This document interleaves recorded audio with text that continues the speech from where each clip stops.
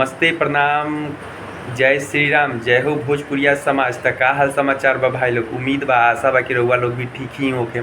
एगो गाना आयल बा पवन भैया के, गाना के टीजर आयल बा, तू हमार देख। ठीक बा, ई गाना स्क्रीन पर वो लोग देख सकतानी। और ई गाना अभी गाना के टीजर 7 नंबर पे ट्रेंडिंग कर रहल बा। ई गाना 7 नंबर पे ट्रेंडिंग कर रहल बा ई गाना। और ई गाना वायरल भोजपुरी से आ रहल बा। और वायरल भोजपुरी से ही ये गाना का टीजर भी रिलीज हुआ है आज सुबह में। तो 7 नंबर पे ट्रेंडिंग कर रहा है।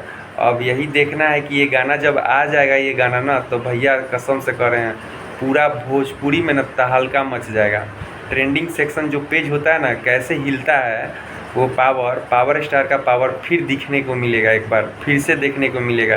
तो तैयार हो जाइए आप लोग, ठीक है। एकदम सीधे 1 नंबर पर ला देना है गाना को, हर हाल में 1 नंबर पर ला देना है। जो लोग भी, जितने भी पवन भैया से प्यार करते, जितने भी पवन भैया के फैंस हैं, सबको इस गाना को बहुत बेसब्री से इंतज़ार कर रहे हैं भाई। जब ये गाना 7 नंबर पर टीजर जो इस गाना का जो टीजर है, टीजर 7 नंबर पर ट्रेंडिंग कर रहा है, तो गाना भैया स्वाभाविक बात है 1 नंबर पर ट्रेंडिंग करेगा। सिंपल सी बात है, क्योंकि गाना बहुत ही प्यारा गाना है और बहुत ही मस्त गाना है।